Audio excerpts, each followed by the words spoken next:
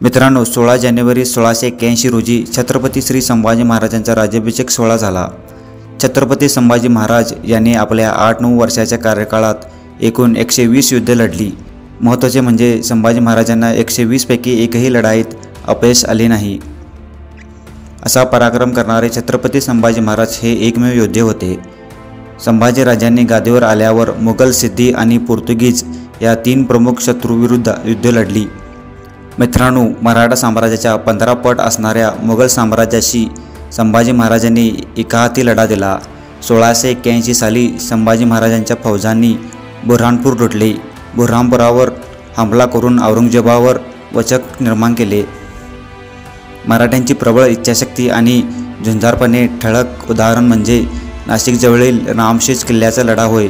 1682 साली औरंगजेबाने रामशेज किल्ल्यावर हल्ला केला। औरंगजेबाचे सैन्य मराठ्याच्या सैन्याच्या 5 पटीने जास्त होते।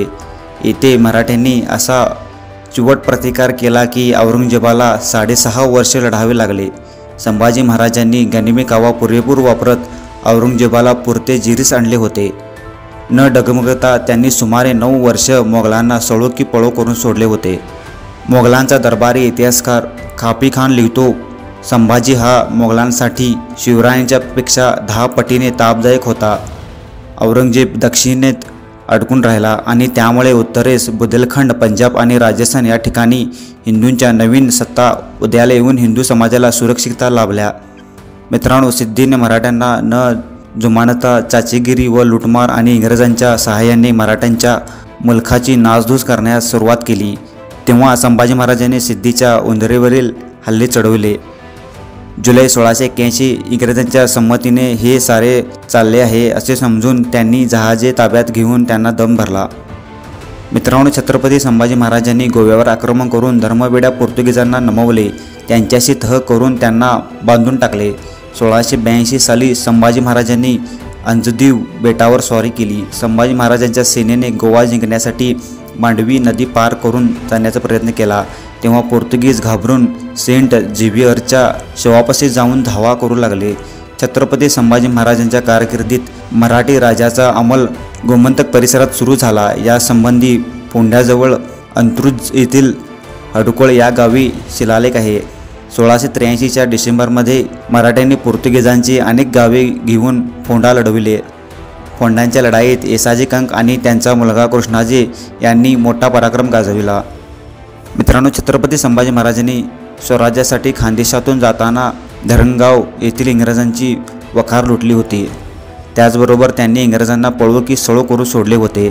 1684 साली छत्रपती संभाजी महाराज व हेनरी गॅरी यांच्यात झालेल्या तहातील एक कलम आहे। छत्रपती संभाजी महाराजांनी आपल्या वडिलांप्रमाणे शक्तीने धर्मांतर करणाऱ्या इंग्रज, पोर्तुगीज व मुसलमान सत्ताधीशांना कडाकडून विरोध केला होता। मित्रांनो, छत्रपती संभाजी महाराजांनी गोव्याचे पोर्तुगीज, जंजिराच्या सिद्धी आणि म्हैसूरचा चिक्कदेवराय या शत्रूंना असा जोरदार धडा शिकवला की त्यांनी संभाजी महाराजांविरुद्ध औरंगजेबाला मदत करण्याची हिंमत झाली नाही। तसेच त्यापैकी कोणीही त्यांच्याविरुद्ध उलटू शकला नाही। रायगडापासून दूर असणाऱ्या तमिळ राज्यातल्या कावेरी नदीपात्रात द्वेषाने घोडा फिरवणारे, कर्नाटकाचे राज्य दुप्पट करणारे, पोर्तुगीज व्हाईस रॉयला पळवून लावणारे मोंगल आदिलशाह, इंग्रज यांना न घाबरणारे संभाजीराजे एकमेव अद्वितीय होते। जंजिरा, चौल, तारापूर, फोंडा, सांतू, इस्तेव, खेळणा, बाणावर व श्रीरंगपट्टण इत्यादी अनेक युद्धात ते स्वतः जातीने हजर होते।